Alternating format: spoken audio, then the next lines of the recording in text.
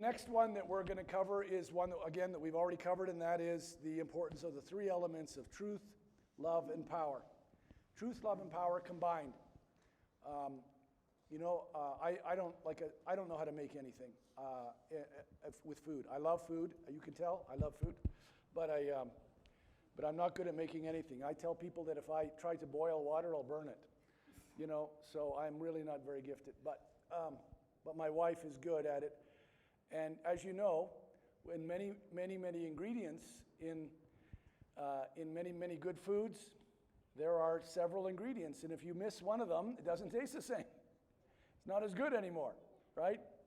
I remember in Japan going to visit a missionary couple where she made a beautiful cake.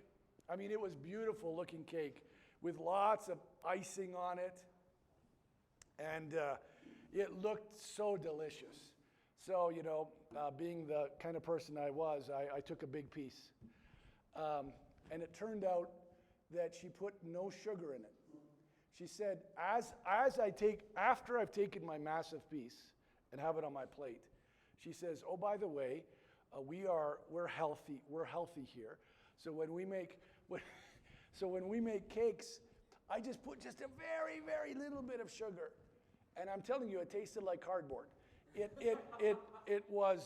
looked awesome. It looked awesome, but it tasted pathetic. And I, of course, I had an extra big piece because I was greedy, and I had to eat the whole thing. Like, oh, what do you think of it? Oh, ooh, couldn't be better. Ooh. So we want to make sure that all the ingredients are there. Truth, love, power. So let me ask you a question. What if you only emphasize truth at the expense of relationships? What do you miss? What does your ministry start to feel like? Your discipleship start to feel like? What ends up happening if you only emphasize truth? Truth, obviously, massively important. Okay, we all know that. We all have our Bibles. But if you only emphasize truth in your approach to discipleship, what is going to be the negative? I was thinking that because sometimes the truth also allows change, right? But of course the truth needs, as we talked about the other day, the truth needs the power of the Spirit with it.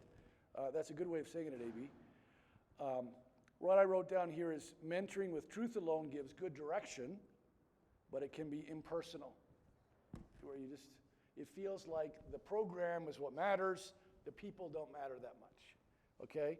If you're only emphasizing truth at the expense of love, people will start to feel like what matters here is the program, not people. However, what about situations where it's just about love? You only love, but you don't, the truth kind of, half the time you don't even get to the Bible. What happens in those situations? I particularly think about it with regard to discipleship.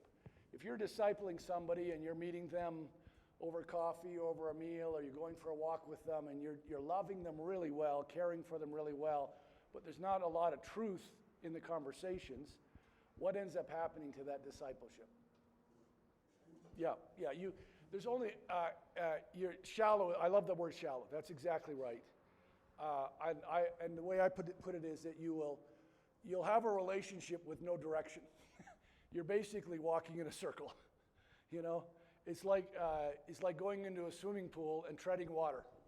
You're treading water. You're not going anywhere. You're just getting tired.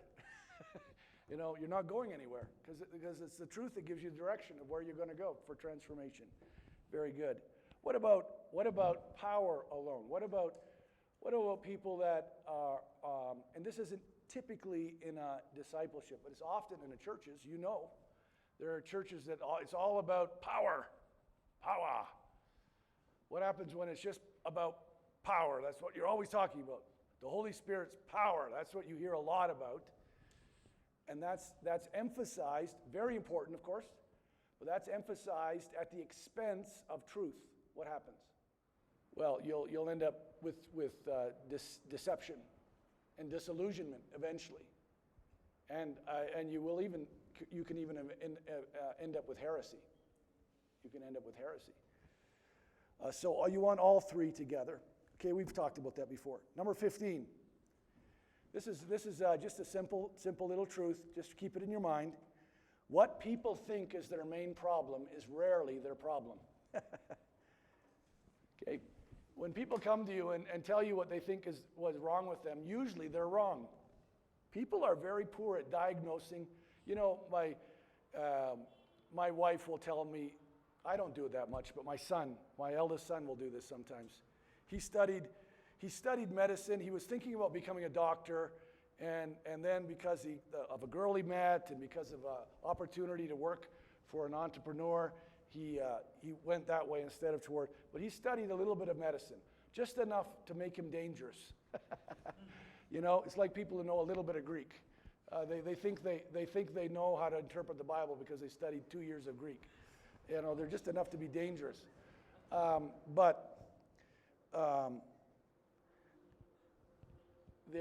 People will do self-diagnosis. You know, my son will sometimes, you know, say something's wrong with him. It's too much trouble to go to see the doctor, so he'll go online and research it on Wikipedia. Well, he might get some information, but be careful of self-diagnosis. We often get it wrong. We do need the professionals for a reason, particularly with regard to our health. So also, when people come to you, they rarely know what their real problem is. They know there's a problem, but they rarely know what it is. And therefore, use scripture, use prayer, and use questions. You have 3 resources that will help you to find what's going on with people. Scripture, prayer, and wise questions. The heart is deceitful above all things and desperately sick. Who can understand it? Proverbs 28:26 says this, whoever trusts in his own mind is a fool, but he who walks in wisdom will be delivered. Whoever trusts in his own mind is a fool, but he who walks in wisdom will be delivered. Proverbs 28:26. Number 16.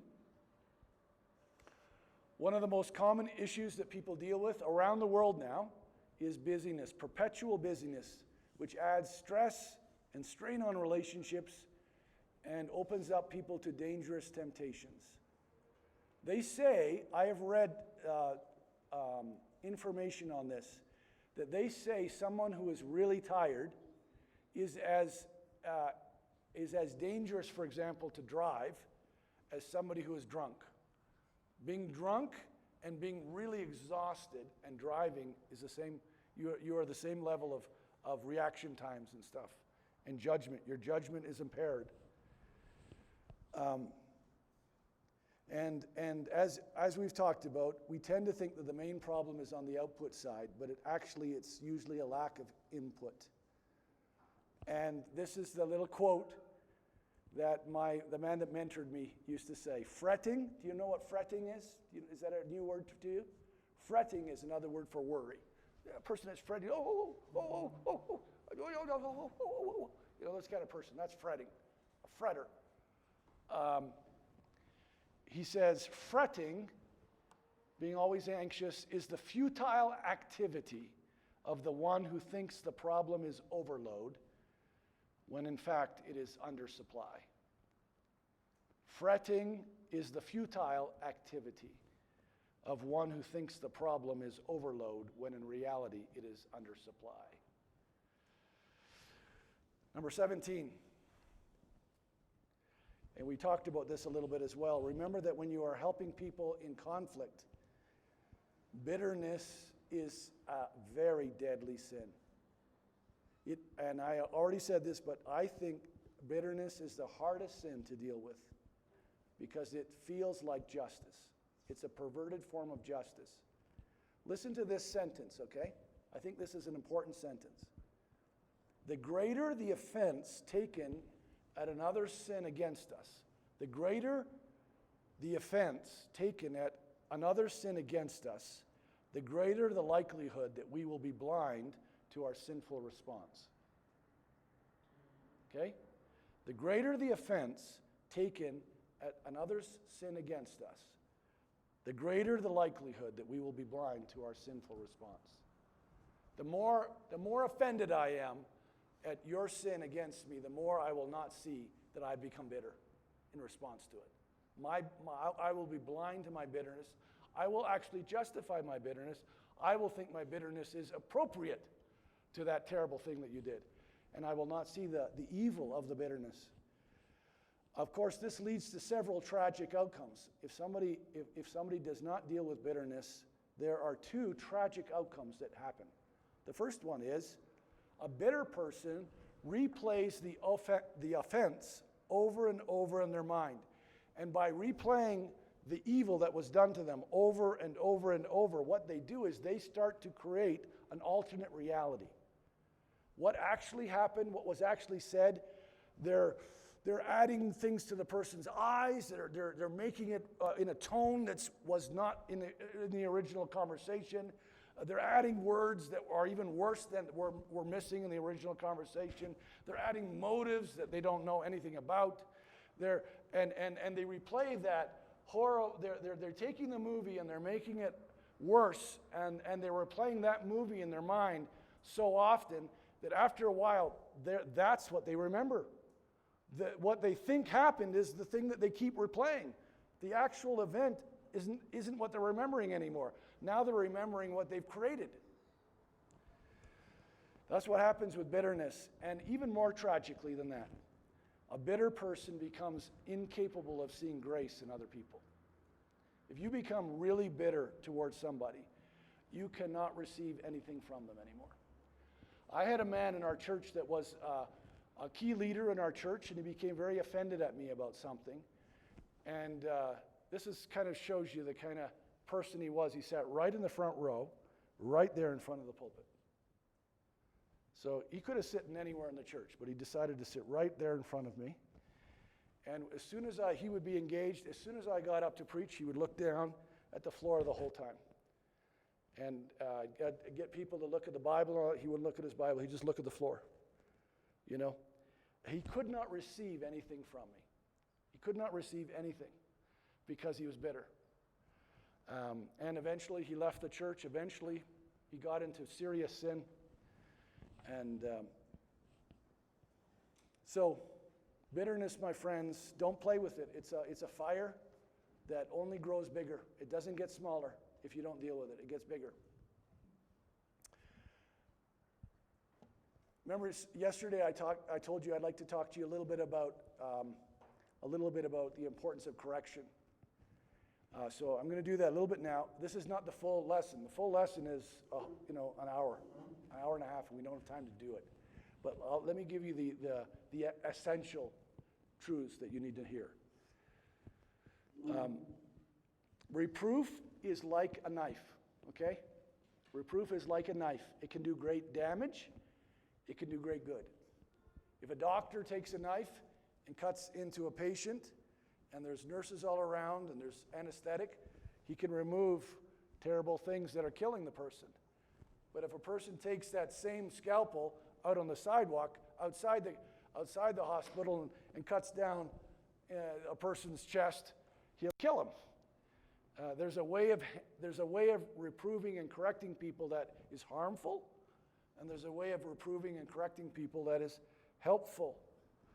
The key to receiving, the key to giving correction. If you want to be a person that gives correction well, okay, and I hope you want to be that, because I think God's calling you in pastoral ministry to do that, to give correction well to other people. But if you want to be a person that gives correction well, you have to be a person that receives correction well. The key is receiving it. If you know how to receive it well, you will give it well. If you are always defensive whenever or always justify yourself, or always, you don't know what you're talking about. If you're like that all the time, then you will not be able to give it to others. C.J. Mahaney, who started Sovereign Grace Ministries, I'm sure you've heard his name, has this great question. And this is a good question to always keep in mind when you're involved in correcting somebody, whether it's your wife or your children or a fellow pastor or a congregation member? Are others around me more aware of my appreciation for them or of my disappointment with them? When I finish a conversation with somebody and I've corrected them, which means it was a little painful, are they more aware of my appreciation for them or of my disappointment with them? See, even when I correct, I want them to know that I love them and appreciate them, and this is for their good. But if I can correct in a way that makes them feel that you really have disappointed me, you're a big disappointment because of the way you live. Oh boy, you are a burden. You're a burden in the church. Go. You're a burden. That's not a good way to leave people, okay? So listen to this. I want to give you 3 things about how to receive reproof and 3 things about how to give reproof, okay? How to receive reproof and how to give it. 3 things about how to receive reproof when someone comes, gives you correction. First of all, listen without defending yourself. Even if they're wrong, even if they're 90% wrong, don't interrupt them. Don't defend yourself. Listen. Listen without defending yourself. Number 1. Secondly, ask questions to clarify both the problem and the solution. Remember at the coffee house I said it's easy to come up with problems. Solutions are a little harder. So you want people to come to you with correction, not just telling you what's wrong, but what's the right way to do it. So if my wife is very good at correcting me, she's good at it. I will always ask her, okay, I didn't do that the right way, or I didn't say it the right way. How should I have said it? From your perspective, what would have been the right way to say that? Or what should I have done in that situation? So I'm not just asking for a conviction, I'm asking for a way to get better. So by asking questions, you are clarifying the problem and the solution. Okay? Don't interrupt. Let them say everything they want to say, even if you disagree with it. Let them say everything they want to say. Rather than defending yourself, ask questions to clarify. I will sometimes say to them, okay, what I'm hearing you say is this and this. What I did wrong was this and this. Is that what you're saying? No, I'm not saying that. What I'm saying is, oh, good, I'm glad I asked. What are you saying? I say, what I'm hearing you say is I did this wrong and I did that right. Is that what you're saying to me? It's helpful just to ask that question regularly, because it's amazing how often somebody says something, we hear something else. We're missing each other. And then step number 3 is sift what you hear with others and with God. So it's like I'm sure they do this here in Ethiopia, certainly out in the rural areas. They certainly did this in India when they used to make bread. They would have these things where they'd toss. Do they do that? Yeah. Right? They toss it up and the chaff blows away and it comes down, and they keep doing that over and over again, and eventually that's what they use for the bread, right? Well, that's what you want to do with what they've said. You want to toss it. You want to toss it up, and the stuff that's not true of you, everything that somebody corrects of you is not necessarily true. Sometimes people are almost 100% accurate in what you needed to hear. That's rare, to be completely honest. That's rare. Sometimes it's 80% accurate. Sometimes it's 50% accurate. Sometimes it's 10% accurate.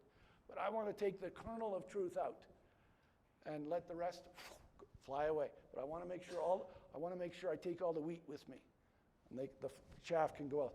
So how do I sift that?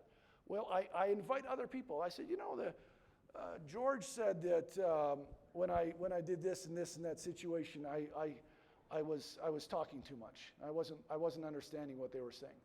Do you think that was true? When I was talking, that I didn't understand what was said. My friends will all say, yeah, I thought that too. I thought you weren't really understanding. Oh, that's helpful.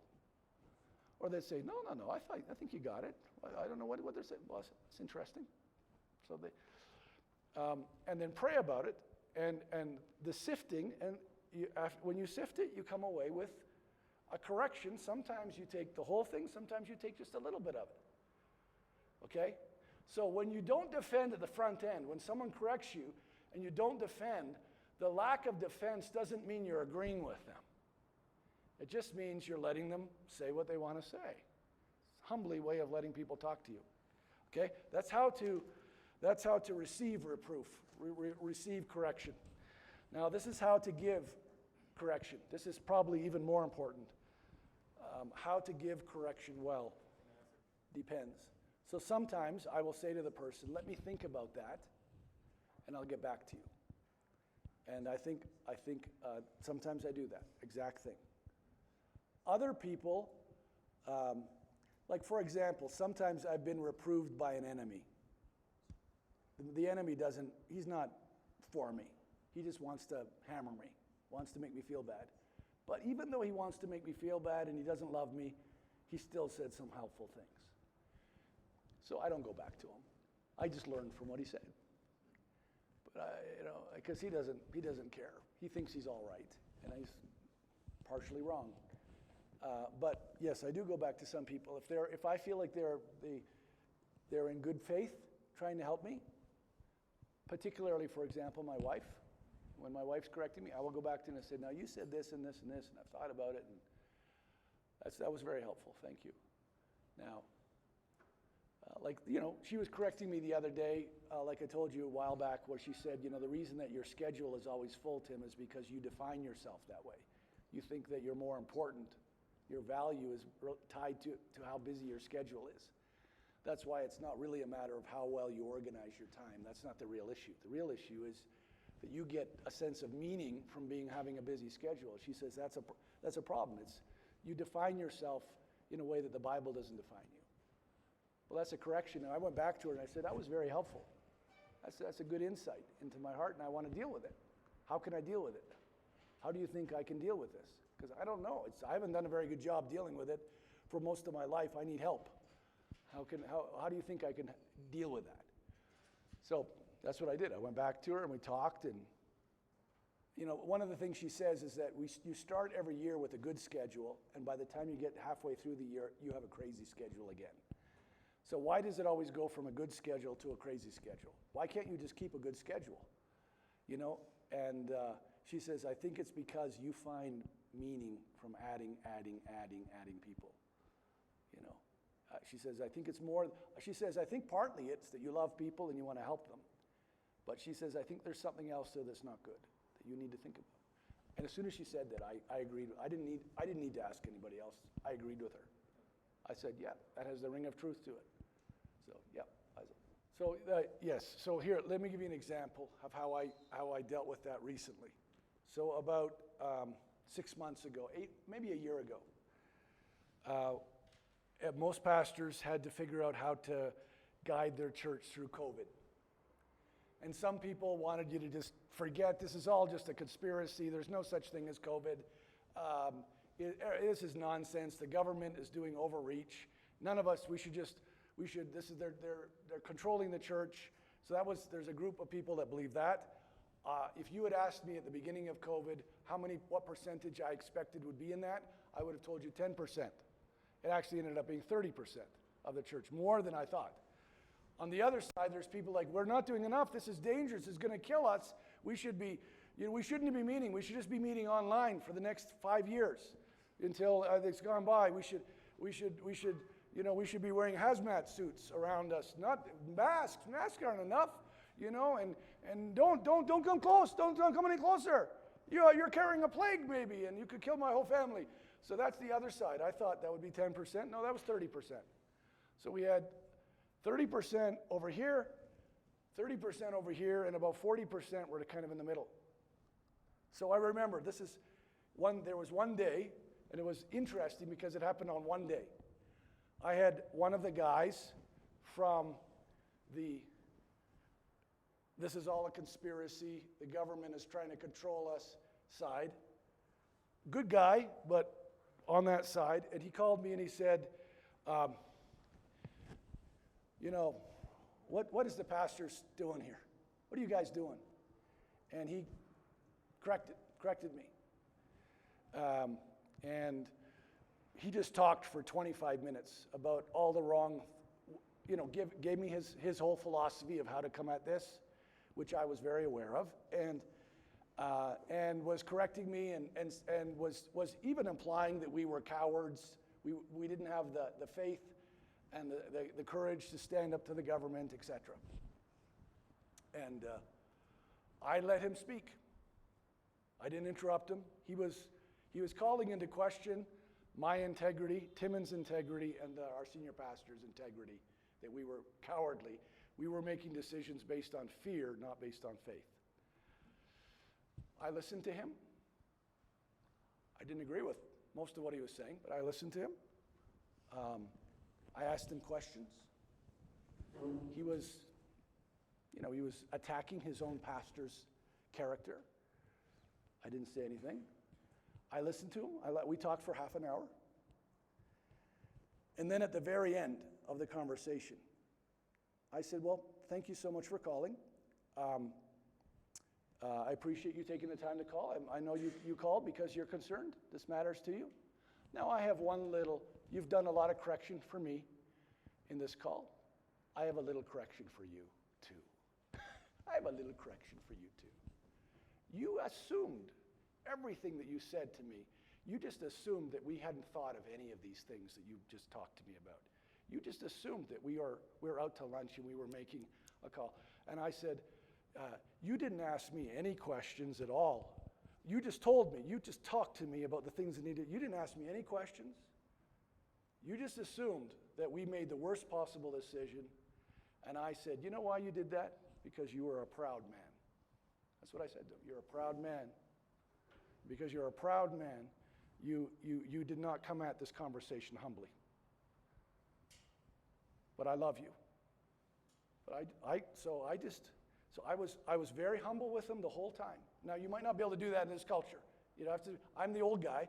I wouldn't have done that if he was senior. Even in Canada, I wouldn't do that if he was senior. But he was a man half my age.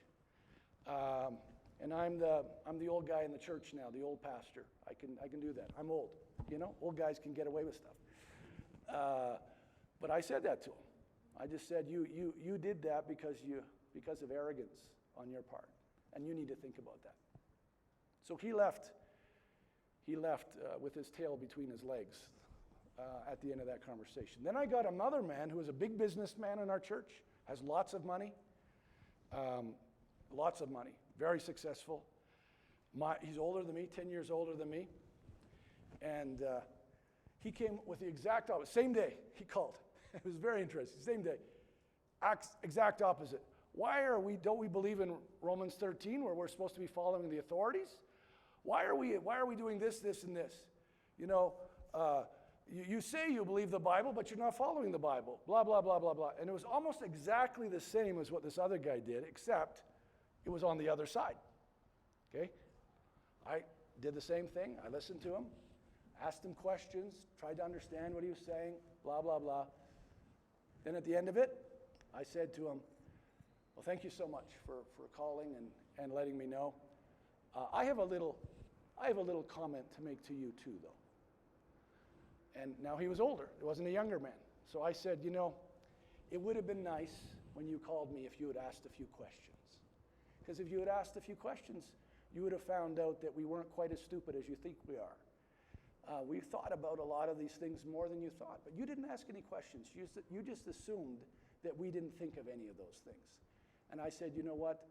That was proud of you to do that.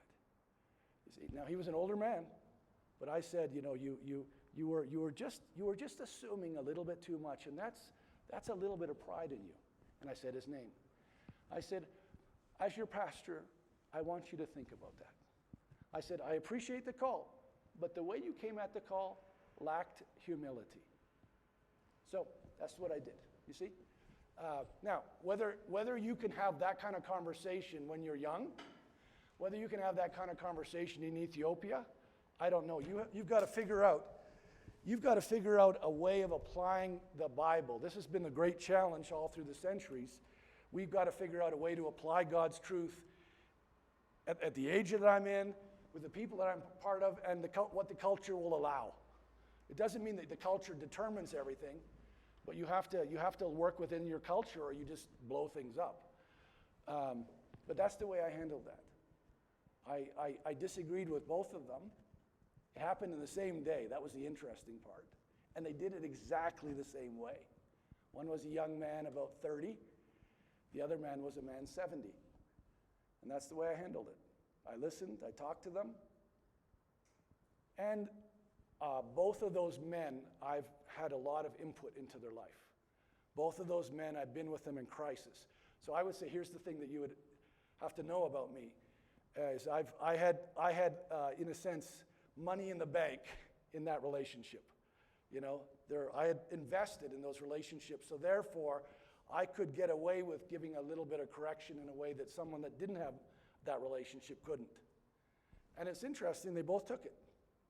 They both took it, and they both were corrected by my correction. They both received correction from me. And it was good for me to hear their point of view, and some of their points of view I did think about. We talked about it as a pastoral team, So how to give reproof? Let's get into this. As you go to someone and give correction, always speak remembering that you are a sinner too. Whenever you speak to a sinner about their sin, don't forget that you're a sinner too. Remind yourself, my wife does this well. She says that she's always aware she's the biggest sinner in the room. Because if you go into a correction situation aware of your sin, you tend to speak a little more humbly and kindly than somebody that you think you're always right. So always speak to a person with an awareness of your own sin, that you're a sinner too. Then I would say, number 2, talk clearly to them. Be clear, but also be gentle. What does Proverbs say? A gentle tongue breaks a bone. Gentleness is powerful. What does it say in Proverbs 15:1? A gentle answer turns away wrath. Doesn't say anything about what you say. Just the gentleness, just the tone of voice turns away wrath. Amazing. Power of gentleness. So speak gently. When you're saying hard things, you don't have to say them in a hard way. You can say hard things in a nice way. And then, this is the most important. If you forget everything else, don't forget this one, because I got to tell you, there are so many times that people have corrected me, and there has been so many times that I have corrected others forgetting this. And this is the most important part, I think, in giving reproof. When you give reproof, leave them with hope, not condemnation. Remind them of the gospel. Remind them of the solution. Remind them that God is there for them. Don't just basically say, you know what's wrong with you? You're this and this and this, and you're kind of a hopeless case, and and you're just kind of a loser, really. Loser, you loser. Okay, next. Just don't do that. Leave them tell them what's wrong, and then show them how God can help them and how God can forgive them and God can leave them with hope. Don't leave them with a feeling of condemnation. I remember a pastor calling me once and giving me, I felt like, deserved reproof for something I had done. And it was hard to hear, but I had really blown it. And then at the very end of listening to his correction, I said to him this. I said, I really appreciate what you said. This has been hard to hear, but unfortunately I think it's true, and I need to deal with this. Can I just tell you one thing? Can I just tell you? I often do that. Can I tell you one thing at the end? Can I just one thing? It would have been nice if he had left me with a little hope. But I know the gospel, and I'm going to get there. But it would have been nice if you had done that. But thanks for calling. It's been helpful. So I gave him a little reproof at the end of his reproof. Okay? Because it matters. The law, in the Bible, the law is used to uncover sin, right? Through the law comes the knowledge of sin. But we must never just uncover sin. We also have to uncover God's gospel. Uncover the solution to sin. Have you ever thought about eggs? I love eggs. I could eat eggs every day. Rest of my life, I could eat egg every day. But how do we get eggs? Well, eggs are delivered to us. This kind of liquid egg is delivered to us how? In a shell, right? The shell delivers the egg to us. We don't eat shells, we eat eggs. The law is like the eggshell.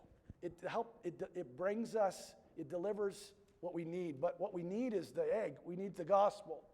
Okay? We want to make sure that we need both the law and the gospel when we're correcting people. But we don't want to just be giving people eggshells. We want to be giving them eggshells with egg in it. Okay? Let's not be guilty of just giving people the law and giving them no gospel. Number 19. Here, and we talked about this the other day, but let me say it again really quickly. Here's a simple key to understanding interpersonal conflicts. A simple key to understanding interpersonal conflicts. Invisible ruptures in my relationship with God visibly mess up my relationships with others. If I'm not right with God, guess what? I don't get along with other people. Sometimes the edginess in my relationship with my wife or my kids or my pastoral staff is because there's something wrong in my relationship with God. And we use this verse, right? 1 John. If we say we have fellowship with him while walk in darkness, we lie and do not practice the truth. But if we walk in the light as he is in the light, we have fellowship with each other. Amazing. I get right with God, guess what happens? I get right with other people. Number 20. When people are in deep grief or heartbreaking sorrow, don't pontificate the truth.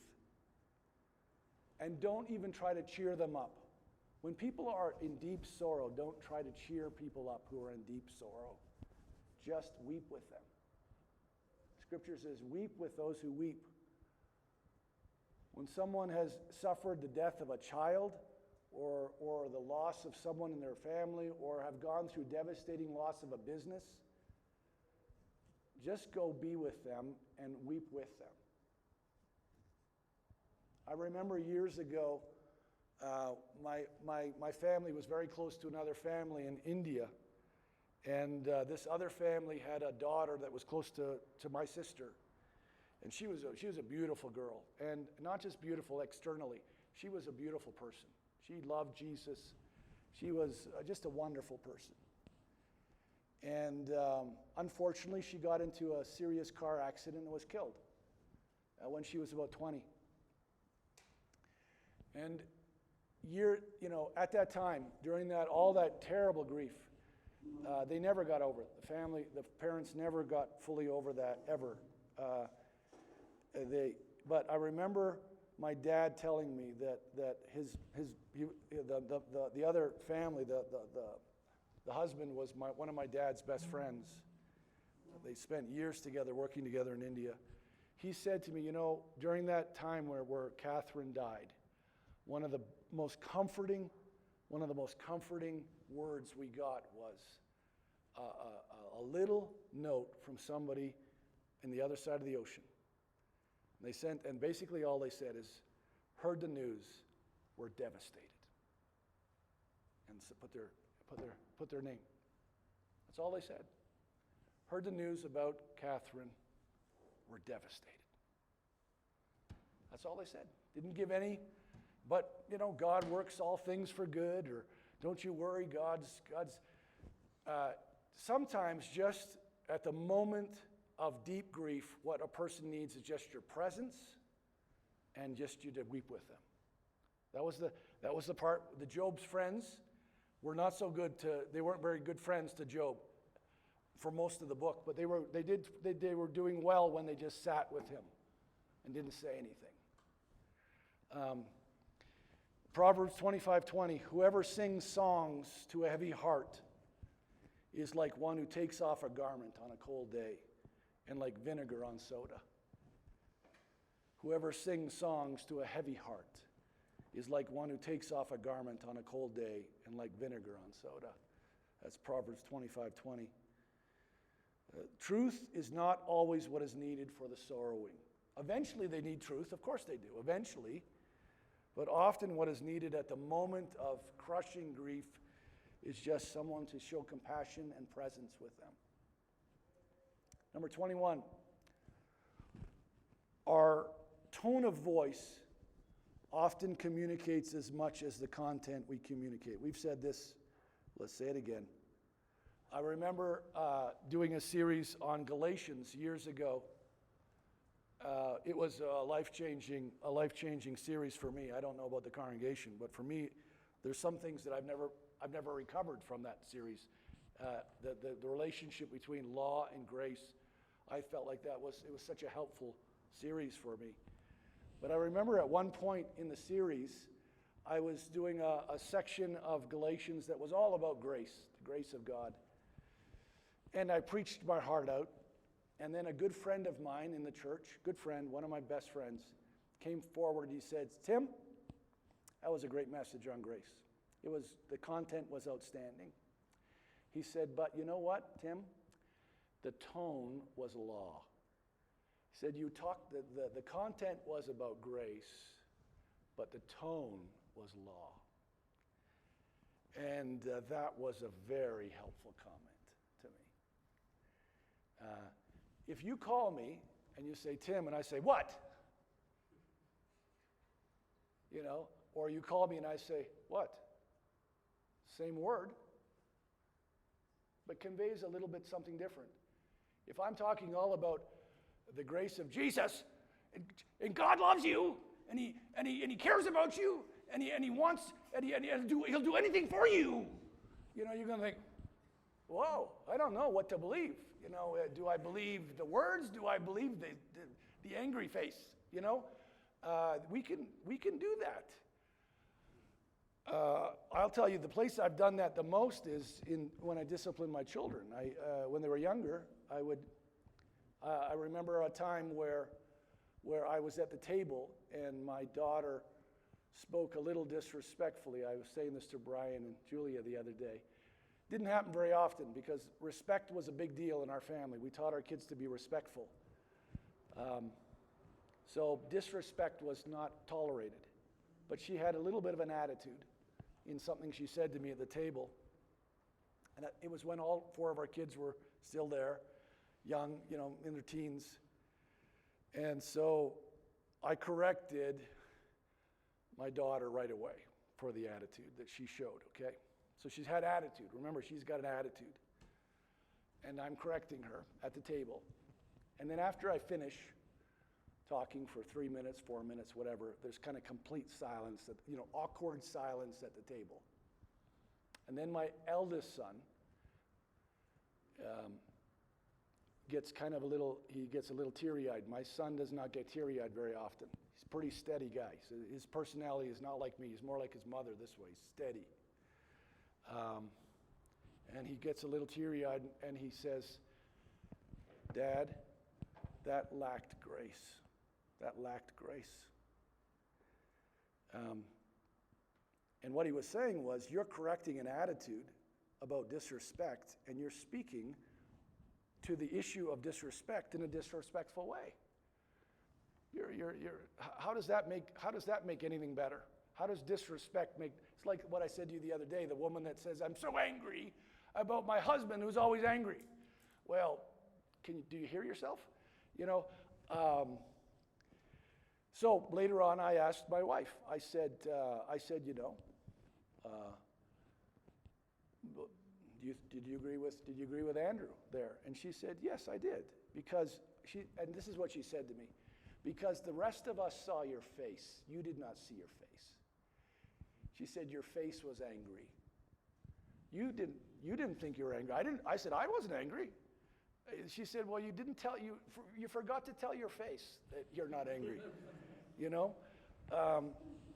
So the tone of voice, matters, and this is again applying the goodness of the gospel to our life it needs to seep into the way we say things, not just what we say. We spend so much time trying to get our theology right, which is super important, and exegesis, and what we say, very important, super important. But we also have to spend time thinking about how we do it, right? We have to think about how we deliver things.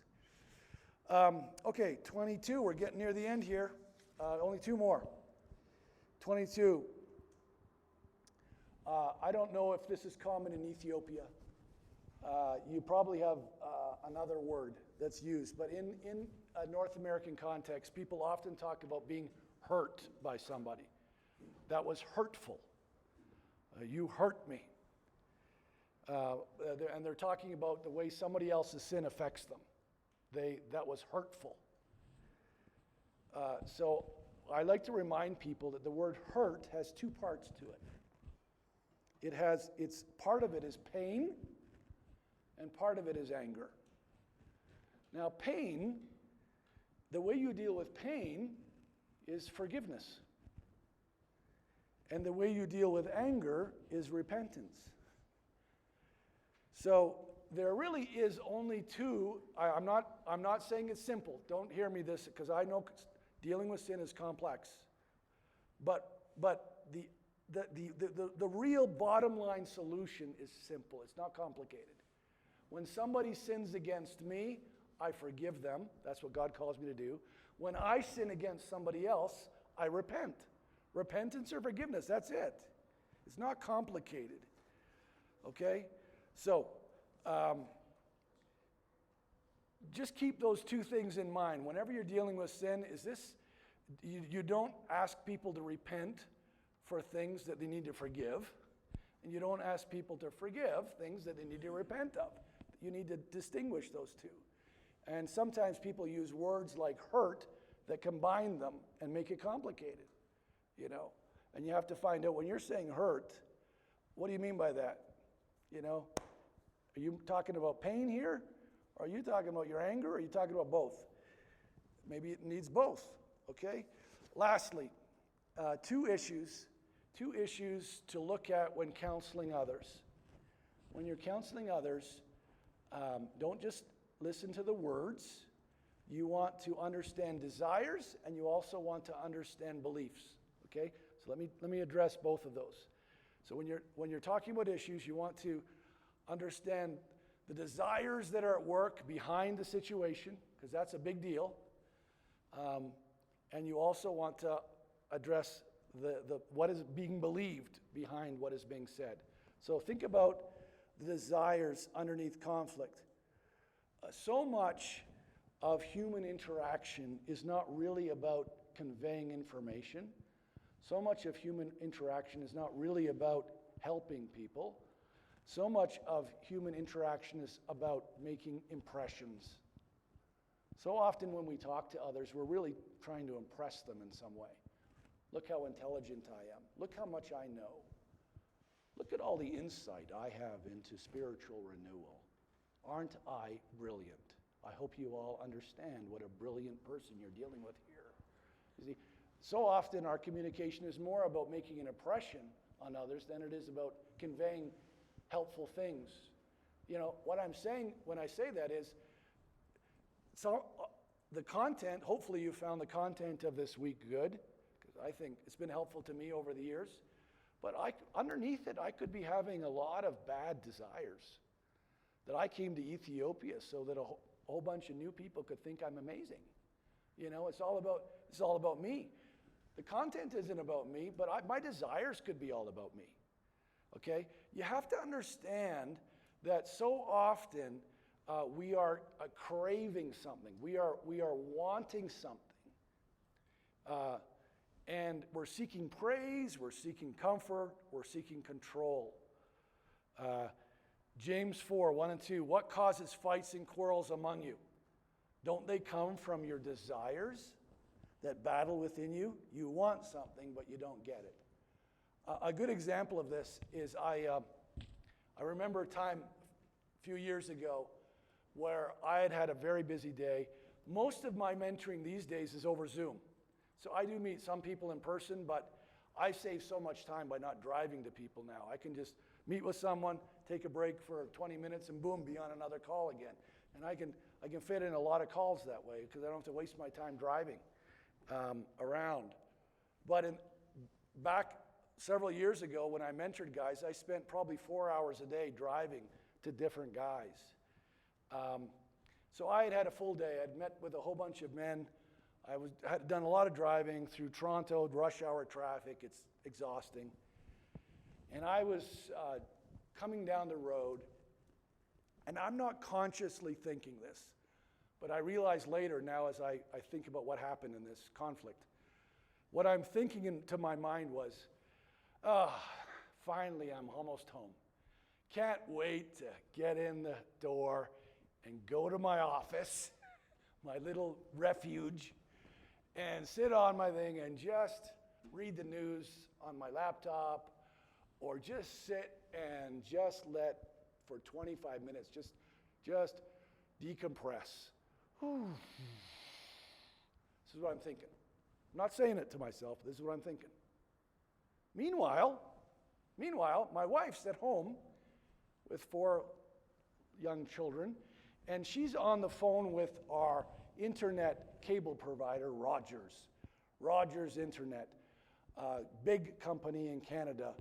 But we have spent massive amount of time over the years trying to get the bill right, because they'll overcharge or they'll forget this, or remember we did this, well, it forgot to be added. So she says, so I walk in the door. She's been trying to get dinner ready. She's been taking care of 4 young kids, and she's been on the phone for 2 hours with this company, and all she's getting is, she's talking to, computers all the way along. She can't get a person. Or she'll talk to somebody and say, oh, yeah.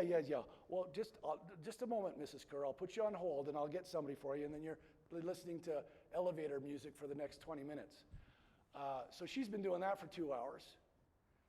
So I'm coming home tired. She's tired. I walk in the door. She says, hi. I give her a kiss. She says, right away, within 1 minute of me walking in, she says, I've been on the phone for 2 hours with Rogers trying to fix the bill again. They got the bill again wrong. And it's been 2 hours. I'm just sitting there waiting. I'm right on the phone right now. Listen to it. It's just all it is music. It's been 20 minutes like this. And I said to her, well, listen, I'll take care of it later. I don't want to deal with it now. I'll deal with that sometime this week. She says, no, hon, we can't put it off. When are you going to deal with it? You got a full week. Just deal with it now. It's on the phone. I've got them on the phone. I go, hon, I don't want to deal with it now. I'm tired. So we got into a fight. We got into a conflict. I go to my office, and she's there, and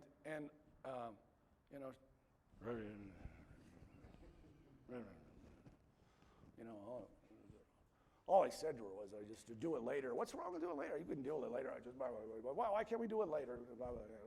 And what I'm thinking, and she's thinking the same thing.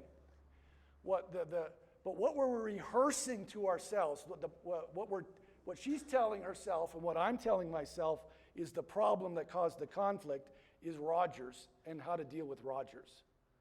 That's not the problem, is it? The problem is the desire that I have to just unwind and have some quiet. And the desire that she has to get on with dinner that has to be made. So she has a desire to have somebody else deal with this problem because she's got to get to dinner. And I have a desire that I want to come home and I don't want to talk to anybody for 25 minutes and I want to just decompress my stressed out mind.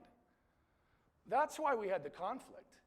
Because she was getting in the way of my desire, and I was getting in the way of her desire. It wasn't about Rogers. If we meet and we talk all about, well, all I said was this. Well, but I said this, but you said this. Well, that's not going to solve that's not what the problem was. That was just the symptom. The problem was I wanted to be left alone, and she wanted to be released so that she could make the dinner. And it caused a conflict. So you see what I'm saying? Is desires are desires underneath. We have to talk about that. So many times underneath conflict is desires that we're not addressing. We're not talking about the desire. We're talking about the symptom, and then we're solving the symptom, and if you solve the symptom, you don't solve the conflict, really, because you don't get at the root. Okay? So think about when you're talking with people about desires, hidden desires, and then, really important one, hidden beliefs.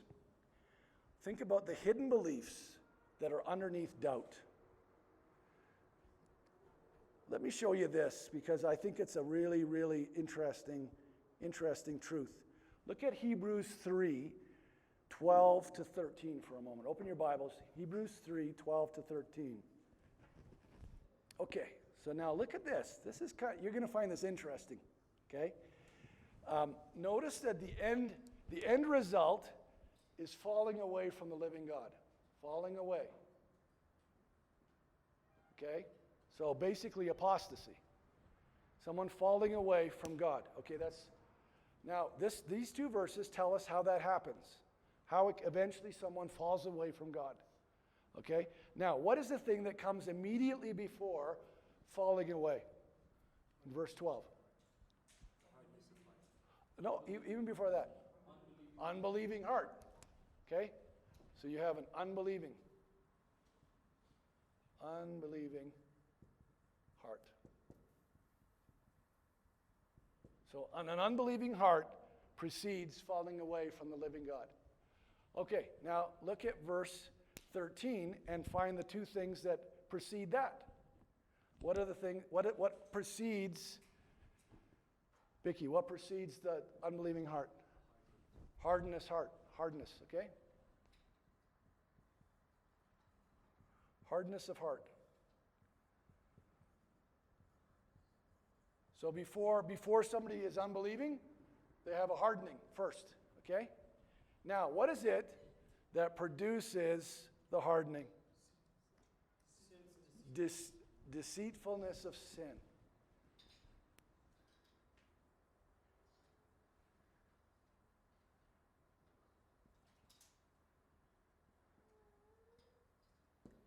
Now, notice this, my friends. This is really cool. I think it's cool anyway. Notice the similarities between those two things. The deceitfulness of sin is when you believe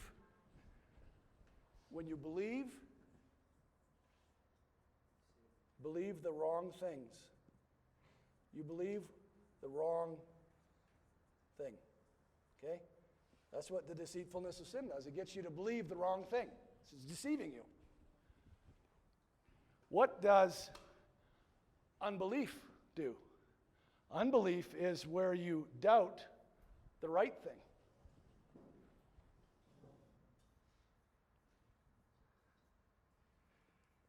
You doubt the right thing.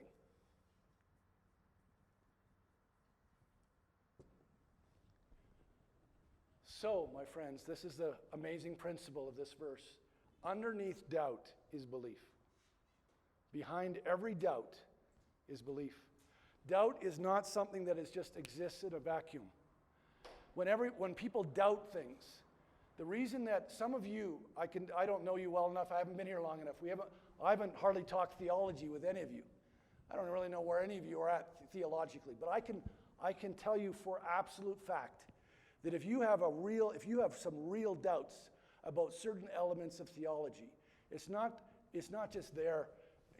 It's just you have doubts because you're thinking clearly or you're more biblical.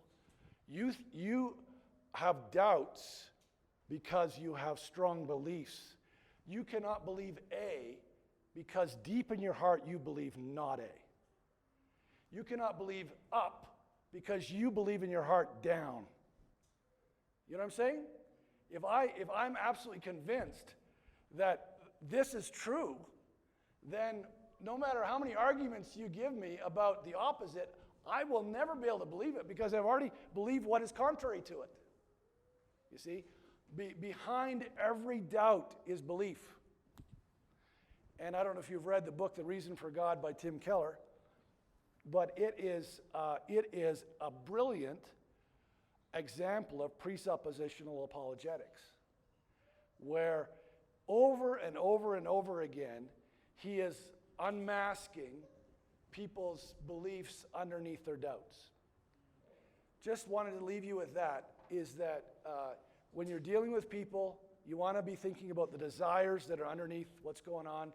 You also, when you're dealing with all kinds of doubts, so often when we encounter doubts over here, we think, well, listen, you don't have to have doubts about that. Let's look at the verses. And of course, the verses are helpful, but oftentimes that's not the real problem. The problem is that they're absolutely dug in to another issue that they absolutely believe is true. They have no doubts. Many times they have never examined it. It's an unexamined presupposition that they believe, but because they believe that so strongly, it's impossible for them to believe this because this is the opposite. And they believe the opposite. So every time you talk about it, they say, no, you can believe that if you want. I don't think that's what the Bible teaches. But it's not really about what the Bible teaches. It's because I believe the opposite. And I've become convinced. Sometimes it's not based on the Bible at all. It's based on some experience I had. You know, like we talked about this on day one, that our churches that exist, that their whole mission for what they're doing is that we are the not like that church. Those churches that are really, really bad over there, well, we are the not like them church. That's their identity. The identity is not them. There are Christians like that too. They've had experiences of certain kinds, and they've been pushed. They've gone from the one ditch to the other ditch. And they've said, I'm never going to do that. So they just back themselves all the way up, and next thing you know, they're in a falling of the other side. Rather than saying, what does the Bible actually say? All right, so those are, by the way, those are things that I didn't sit down and write one day. Those are things that I just picked up. I'd write in my journals, and over time I just said, I need to gather all these together. They just became part of me over time, and I just eventually put them in a document. And so those are things that I've learned over many, many years. This addresses another principle that I didn't tell you. And that is, I call it the skin knee syndrome. So when a child is driving along a gravelly road on their bike and they fall and they skin their knee, and they got gravel and sand and dirt and all that. They come home and mom is now going to try to clean the wound. She's going to clean the wound and put a Band-Aid or gauze on it to make it get better. Well, what happens when mom starts to clean the gravel out of the knee of the little boy? Oh, now, oh, mom, it hurts. Well, ordinarily, I know that I'm pushing my knee, but I'm not crying out in pain. But if I have my knee is skinned, even an adult, oh, that hurts, and you have to go extra tender.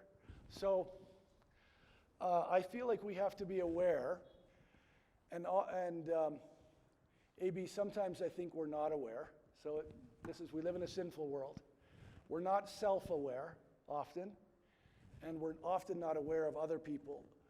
And the areas, if I were to get to know you really well, and if you were to get to know me really well, I think we would discover about every one of us that we all have some skin knee areas of our life. Just because of the way we were raised, because of suffering that we've encountered, because of whatever, all kinds of factors. And I think we all have them. And occasionally we get into a conversation, like you call it insecurity. Sometimes it's an insecurity. Sometimes it's, it can be something as simple as somebody just looks at you a certain way. And as soon as they look at you that certain way and you feel instant anger, you feel like you've been disrespected just by the way they look at you. Well, where's that coming from?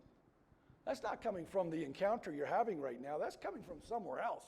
Years and years of patterning, or some people have massive trust issues. They just do not trust anybody. They really, really feel that you just can't trust most people. So So in answer to your question, I think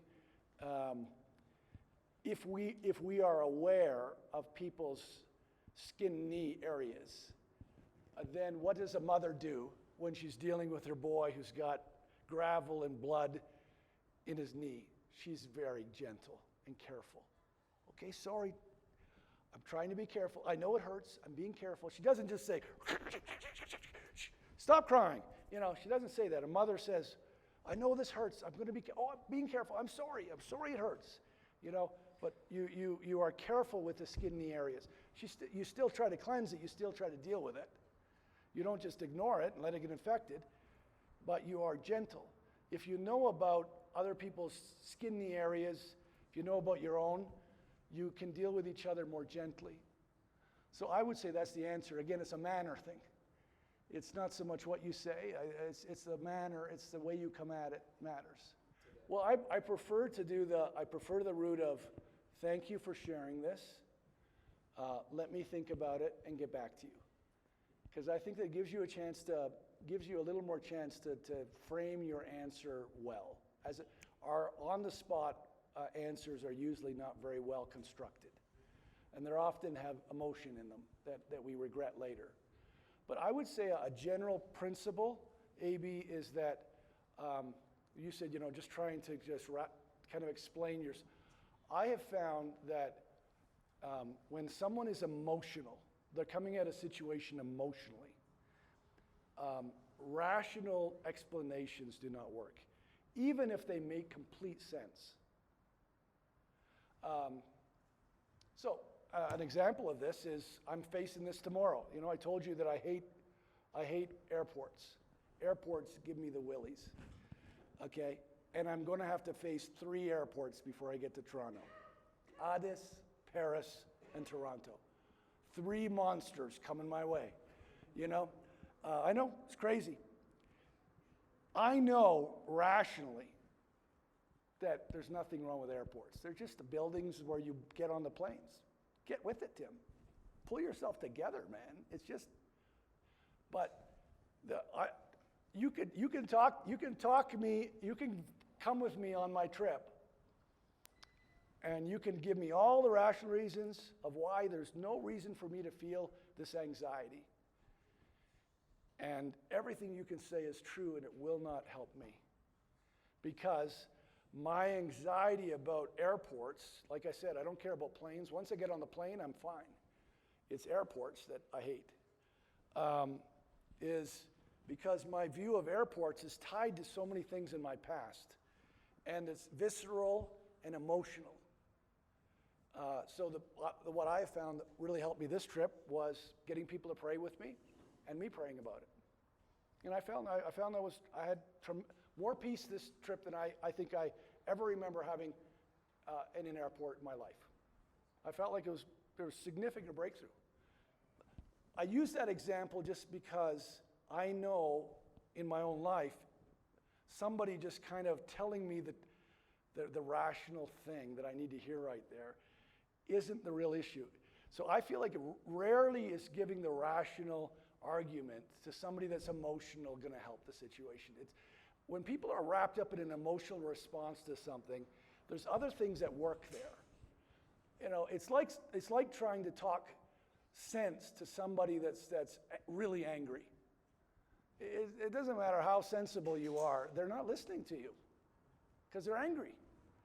You've just gotta. Oftentimes, I think the best route is just to say, "Listen, I know." I would say something. I know. I can tell you're really upset about this. I'm sorry you're so upset. I'm gonna think about and pray about what you've said, and I'll get back to you. So I could just create some distance between the emotion. I don't try to. Now, that's not to say that I never do. Sometimes I try to do that, but when I do, I must always say, why did I do that? I know that doesn't work. That was dumb of me to do that. Sometimes I just want to defend myself, but then I just know, that did not forward the conversation. Yeah, I think, so that's a great question, Josh. I don't think, what I have seen over the years is Sovereign Grace churches puts a high value on the pursuit of humility, okay? Which is wonderful. But there's an attendant danger with that. And that is when someone corrects you, you think the humble thing to do is just to accept it all and just apologize. And that can lead to problems. So in the last year, I was helping two different pastors, actually four, but two in particular, where they were pastors of fairly large churches, where in each case, they had an elder that went rogue. You know what I mean by that? It just became like, just went not unified and made terrible accusations against the pastor. And in both cases, both pastors, in an attempt to be humble, so their motivation was exemplary, in an attempt to be humble, they just accepted the accusation, even though it wasn't true. Maybe it had elements of truth, of course, but by and large, it wasn't true, but they just accepted because they were thinking that was the humble thing. Because they did that, the situation got way worse. Because the person accused them of something, they said, well, I'm very sorry I've done this and all that, and then the guy said, well, since you're admitting it, that shows you shouldn't even be in ministry. And then it just went from there, and it got crazy. So I would say, in answer to Josh's question,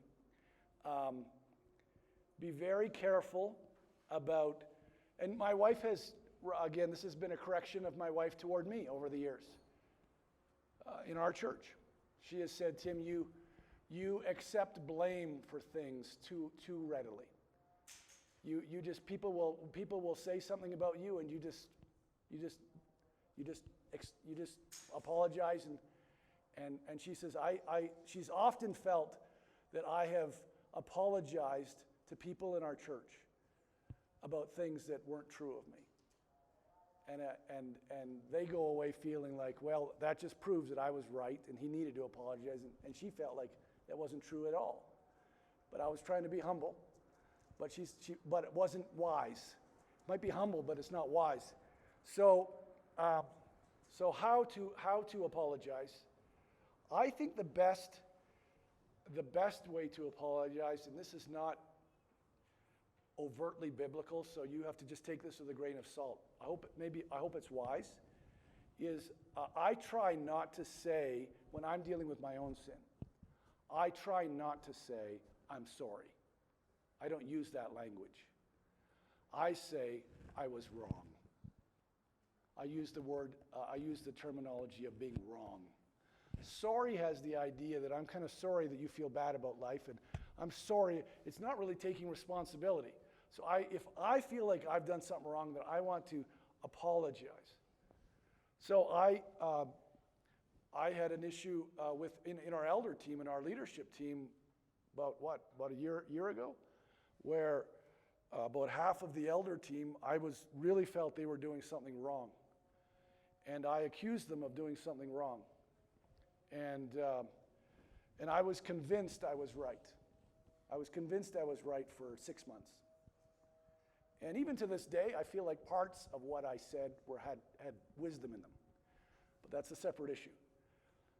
But nevertheless, the actual accusation I made was wrong. And so it was hard for me to admit I was wrong because I was so convinced I was right. But when I finally got to the place that I was convinced I was wrong, then I had to, with every one of the leaders, I had to face them, and Timon was one of them. I had to look him in the eye, and I said, Timon, I accused you of something that you did not do. I was wrong. Will you forgive me? So that's what I do. I say, I was wrong. Will you forgive me? Then I looked at the next guy, and I looked him in the eye, and I said, I accused you of I said something about you that was not true, and I accused you of something that undermines our relationship. I was wrong. Will you forgive me? I didn't just kind of talk about it generally. I dealt with each person that I had wronged. And then they were all very gracious. They all forgave me. They went out of their way to write me things and encourage me, to remind me of God's grace. And they have lavished me with forgiveness and love. And I feel like it hasn't been an issue since. It was an issue and it's gone, okay? But the way I dealt with it, when I feel like I really have done something wrong, I don't say to somebody, I'm sorry. I say I was wrong. And I'll often I try even to go beyond that. If I'm aware of a particular sin I committed, I try to find the biblical category that I violated, and I'll say I was arrogant in trusting my own judgment and not yours. You know, something like that, where I was wrong, and this is how I was wrong. I thought I gave too much weight to my own thinking, and I gave too little weight to a whole bunch of godly people that disagreed with me, and that's arrogance. You know, whatever. I've done this with my wife a lot over the years. I said, that, you know, I just thought what I had to say about the issue was more valuable, and what you had to say was less valuable. And what is that? That's just arrogance. So I was arrogant. Will you forgive me? So that's just the way I like to do it. Don't always do it that way, but I would say that's the pattern.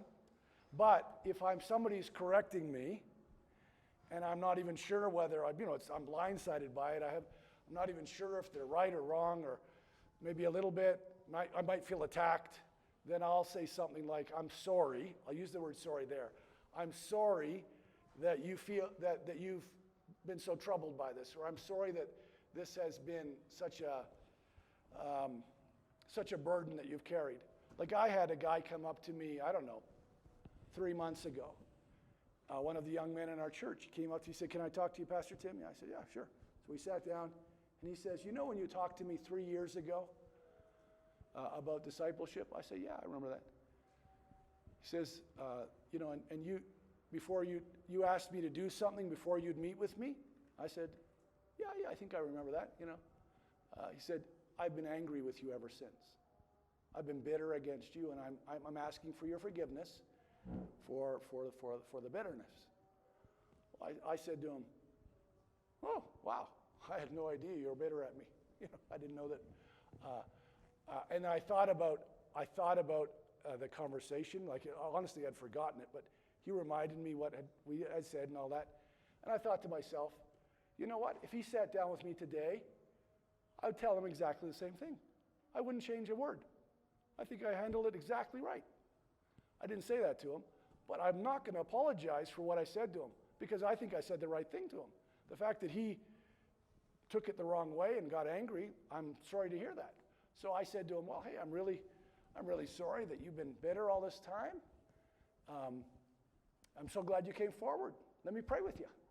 And so, but I didn't say, "Hey, you know, I was wrong to say that," and all that, because when he reminded me of what I said, I was thought to myself, "Yep, that's what I do today too. That's what I tell you today." You know, so there's times where somebody corrects me, and that's the way I would handle it. But I'm not the guru at this by any stretch. It takes real wisdom. This is a wisdom category, by the way, we're talking about, and lots in the book of Proverbs about this area. Lots in the book of Proverbs. It's a wisdom category. It really is.